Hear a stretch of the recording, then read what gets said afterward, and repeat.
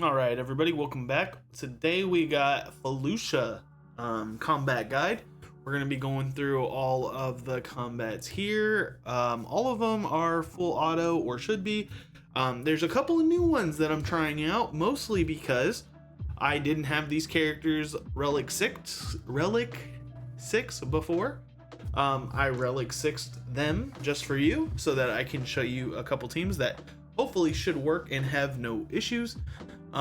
Just a disclaimer here about platoons. You do not need the platoons complete to do these typically. I can't entirely speak on the new ones, but it shouldn't be an issue for the most part. This is just the profit stacks, and I don't think it hugely changes the outcome of these battles. So we are going to go ahead and start by doing the ones that we are familiar with before we go to the ones that we're not in the Hondo and young Lando mission. Kind of annoying there, but we'll go ahead and go for make sure that you have all your squads set up in the squads tab. That way you can easily access them. We're going on the top mission now. So we're going to go ahead and use Mandalorian, similar to what we did in Corellia. Go ahead and run these and hit full auto, and you should be good to go. And there's certain mechanics. So like it talked a lot about, for the platoons at least, the issue was when you use certain abilities, it went ahead and give them profit. I might be having that backwards. So when you do the platoons, then certain abilities give you profit.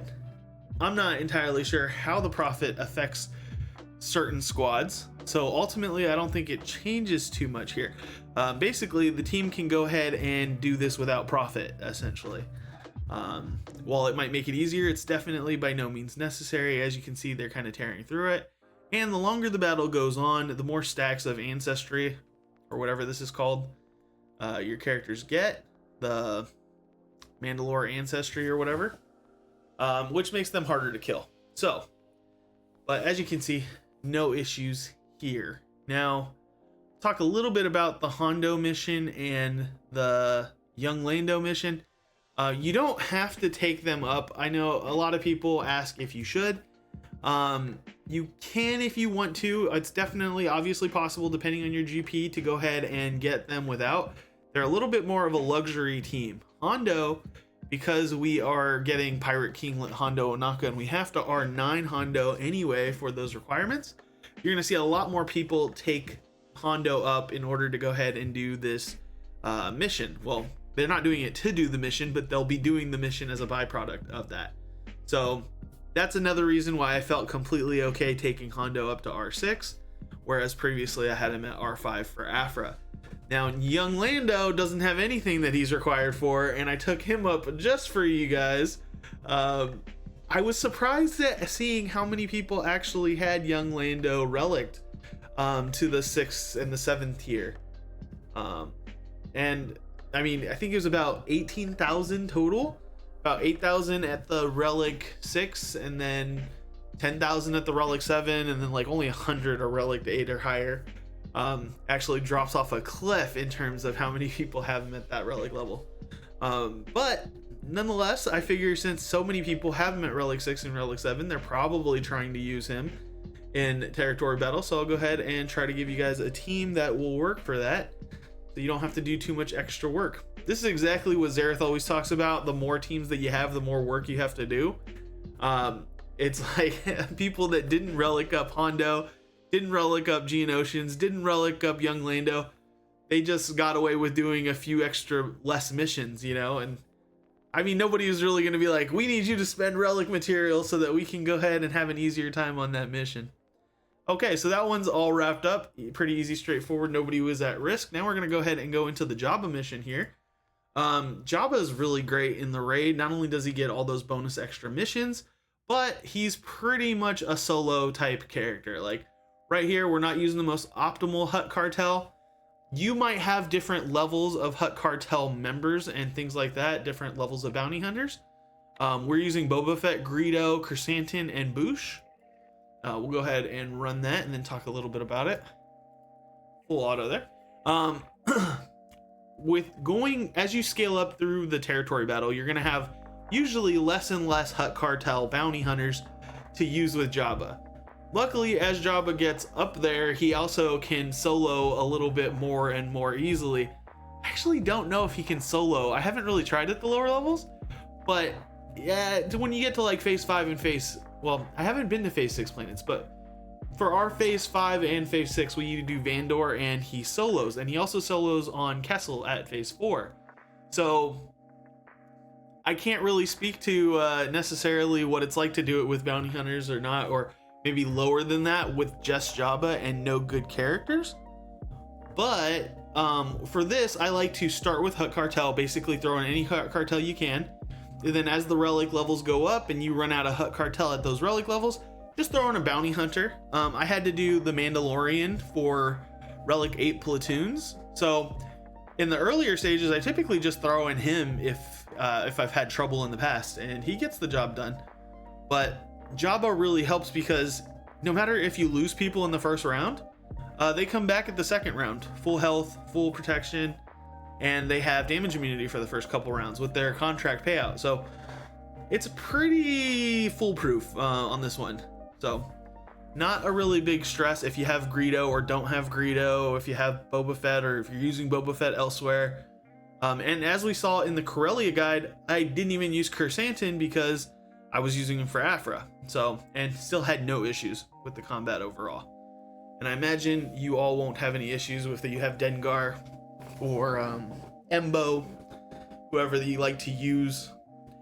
Normally we'd probably have Skiff Guard Lando in here, but again, I don't have him past Relic 5, so he doesn't get used. But I wonder if we are going to at some point get something, some character, some era related to the old scoundrels from the Solo movie, because then in that case we'd probably see a little bit of a refresher happen and get more young Landos and young Han Solos. We are not doing the special mission on Vandor, which requires a Relic 9 young Han Solo and Relic 9 Vandor Chewbacca, but eventually we might, depending on if R9s get that expendable.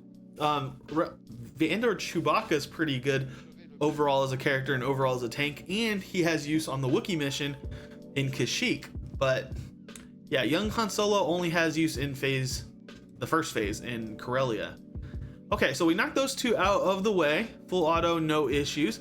Now we're gonna go ahead and go over to the Hondo Onaka mission and show you the team we're running here. We're doing mercenaries. So if you have Baylan, Marrok, Shin, and then I think the last spot is pretty flexible. I'm using Han Solo because he has the first stun, he goes fast, he removes turn meter, and he applies a lot of buffs. So there's a lot to love there, but I think it's kind of a flexible spot. This should hopefully be pretty easy with Marrok's Omicron. That's what I'm banking on. Again, this is the first time I'm doing this because I haven't had a Relic 6 Hondo Onaka, so we'll see. But again, personally, it's only really valuable if we can do it on full auto. So we're gonna test the waters and see if this works on full auto. I think it should. I mean, he just knocked him out. Is Hondo supposed to escape? I never know what is causing Hondo to escape. When used with Shin Hati, I think. There might be something to manage there. I don't know, I'll have to look at it at some point and tell you, but it looks like we don't need Hondo to do this because he made a quick early escape and they're still seeming to blow things apart. And they keep all their stacks of Soldier of Fortune, so I think that helps a lot too. But yeah, they're just knocking it out.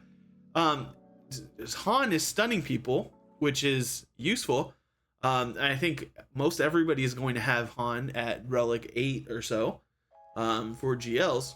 So it's GLs or fleets. I think it's GLs though. But yeah, anyways, that seemed to work pretty well. Full auto squad. There you go. Now we're going to go ahead and move into the young Lando one, and we're making use of a character people might have used elsewhere. Namely, we're going to be using Rey in the Resistance. She used to be used on Bracca to some extent, and it was mostly under a Rey Jedi training lead instead of her own lead. But now that we have better teams to take care of Braca that are much more safe, much more reliable, we use those instead. So Rey's a free agent here. So we're going to use Rey, young Lando, and then Ben Solo, Rey Jedi training, and BB-8. If you have Cal Kestis, the normal one, baby Cal, not Jedi training Cal, then you can use it here, and I think it's going to help out a lot more. But we only have baby Cal at Relic 5, so we're going to go ahead and use this and see how it goes. Rey is a little bit dicey on full auto squads, mostly because she doesn't stop using lifeblood ever. So she will get herself down into the minimums and never stop. BB-8, you kind of always want him to use his secret intel ability, so that's not too much of an issue because he will continue just to use his shake, his little wiggle for secret intel. But yeah, that's I think why a lot of people would use Jedi training Rey, mostly for the exposes, the turn meter. And out goes young Lando. This one's not looking great on full auto. Especially with all these counterattacks that we're about to get. But we'll see if it plays out. There's another strategy. I didn't have it available to me for the video because I had to platoon Malik and platoon Watt, I think. So that's kind of a strategy. Basically, you would go with I think Emperor Palpatine, Sith Eternal Emperor, Malik, and Watt, and young Lando. You can definitely do it with Hondo, but maybe not necessarily with young Lando. I don't know if this mission is significantly different in that regard, but that should be one that would probably work. It's just a matter of one, not having those characters platooned, and then again setting up the right Watt techs in the beginning. So if I make another video going over Felucia, I'm probably sure I will at some point. I'll go ahead and try to do that one if I can get the platoons switched around. Somebody else could do the platoons. That way I can at least show you guys for a video. And then maybe that you guys can all use that one for that. But we might not have to write this one off just yet because they're getting it done. And they're ramping up because of the hope and I think it's hope or resistance or whatever. Okay, so she's on this one. That might be why certain things don't work. Iden is going to be a tough one. I don't think we're going to make it past these troopers with Iden. But this is a great time though, especially with me not having a great experience with these characters. If you have teams that work on full auto or maybe even not full auto, honestly, for the Hondo missions or the young Lando missions, go ahead and let me know in the comments down below, and I'll try to cover those ones as well. Right now, these are the only one that I really have heard does full auto is going to be the Malik, or not the Malik, the Emperor Palpatine led Malik, Sith Eternal Emperor, and Watt. Okay, so not entirely full auto, unfortunately. We almost got there, but we're gonna go ahead and go to the fleet mission, which is full auto, and especially with Punishing One. Thank goodness for Punishing One, even though Punishing One has caused a great many issues. What am I doing? I set up everything in the squads tab so that I can just easily select them. I'm not doing them manually. So yeah, Punishing One, Razor Crest, Houndstooth to start. Run it and it should be all good. Punishing One will take care of everything that he needs to.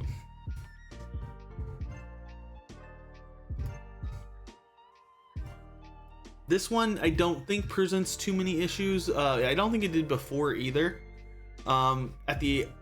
Towards the end, what you're gonna worry about is Chimera kind of nuking out ships, but usually it doesn't get to the point where there's an issue where you're completely undermatched. By the time they get to take one out, you should be fine. He also pulls out weirdly Kylo Ren's command shuttle at a certain point, and then it's just a little bit of a swap back and forth with Imperial TIE Fighter and Kylo Ren's command shuttle, which are usually the two surviving. And again, with this one, as soon as you get the taunts down, you can kind of target and play around with things if you want to. But ultimately, it's not going to be an issue because we're going to blow up the ship. So you don't have to worry about too much beyond that. Now, unfortunately, as we get to the later phases, some of the full autos are going to die off.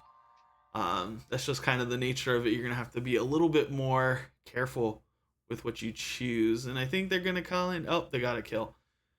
And then you get to go ahead and wipe everybody out. Wipe the Imperial TIE Fighter out with everybody. Excuse me.